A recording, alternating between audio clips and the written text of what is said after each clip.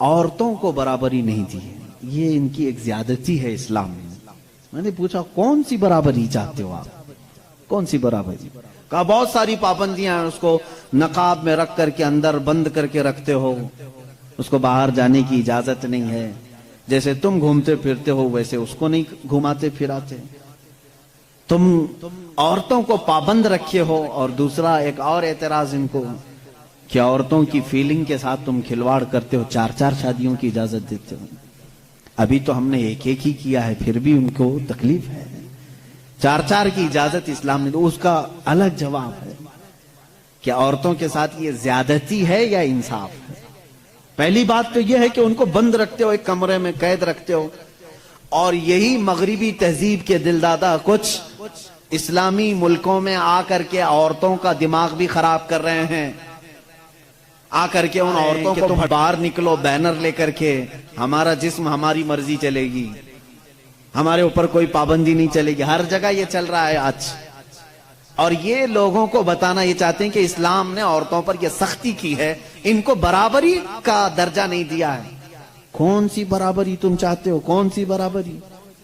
یہ صرف جسم کے خواہش مند لوگ عورت کو یہ سمجھتے ہیں کہ یہ ناچنے والی چیز ہے، عورت کو یہ سمجھتے ہیں کہ یہ صرف ہمارے کھانے والی چیز ہے، اس کے ساتھ کھیلنے والی چیز ہے، تم اس کو برابری سمجھ رہے ہو۔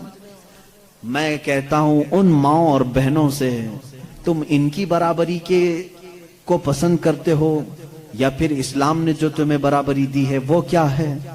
آؤ رسول کریم صلی اللہ علیہ وسلم کے فرامین تو سنو۔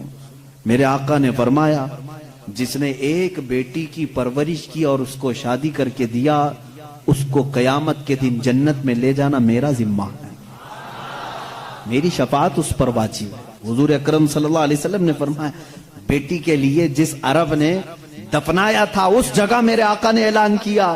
تم کہتے ہو اسلام ان کے اوپر سختیاں کرتا ہے۔ یونان جو اس وقت کا بہت سپر پاور رہا ہے، عورتوں کے حق میں وہ لوگوں کا کیا خیال تھا آج بھی پوچھ کر کے بتائیں مجھ کو۔ وہ کہتے تھے کہ عورت جو ہے سب کے ساتھ جینے والی مخلوق نہیں، اسے 5 زنجیریں پہناتے تھے، 2 ہاتھ میں 2 پیروں میں گلے میں باقی ہیں، لیکن شکل بدل گئی ہے۔ دونوں ہاتھ میں چوڑیاں ہیں، دونوں پیروں میں پائل ہیں اور گلے میں نیکلیس بھی ہے نا۔ وہ 5 زنجیریں پہنا کر بازار میں لاتے تھے عورت کو۔ یہ یونان اس وقت کا ترقی یافتہ ملک، ان کی کتابیں مشہور تھی، اور اسلام نے ان 5 زنجیروں کو کاٹ کر کے زیور بنایا ہے، اور تم کہتے ہو اسلام نے عورتوں کو بند کر کے رکھا ہے۔ یہودی کیا کرتے تھے ان عورتوں کے ساتھ؟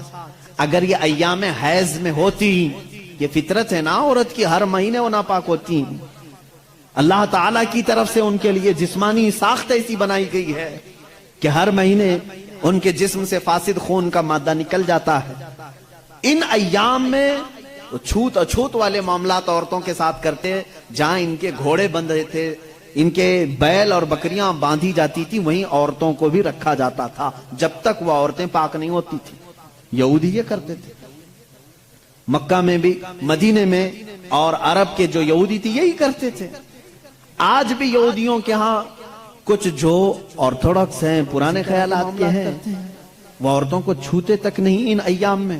وہ سمجھتے ہیں کہ اتنی ناپاک ہے کہ چھو لوں تو اپشگن ہو جائے گا، اور یہ کہتے ہیں کہ عورتوں کو اسلام نے برابری نہیں دی۔ رسول کریم صلی اللہ تعالی علیہ وسلم نے پھر اپنی امت کو یہ حکم دیا کہ انسانی فطرت کے اعتبار سے عورت کو اللہ نے یہ چیز دی ہے، اگر یہ اسے ہر مہینے آتی ہے تو صرف نماز، روزہ اور قرآن کی تلاوت یہ اس کے لیے منع ہے، باقی یہ تمہارے ساتھ اٹھ سکتی ہے، بیٹھ سکتی ہے، مل سکتی ہے، ایک ساتھ رہ سکتی ہے، ایک برتن میں کھا سکتی ہے، ایک گلاس میں پی سکتی ہے۔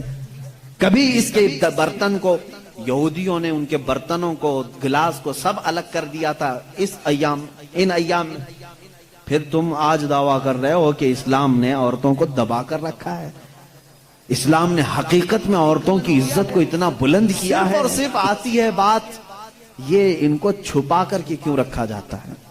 کیونکہ ہم نے دیکھا ہے، اب اس کا جو فیکٹ ہے وہ میں بتاؤں عقلی دلیل کے اعتبار سے بھی، جذباتی باتیں بہت ہو جاتی ہیں، وہ قیمتی ہیں اس لیے ہم ان کو چھپا کر رکھتے ہیں.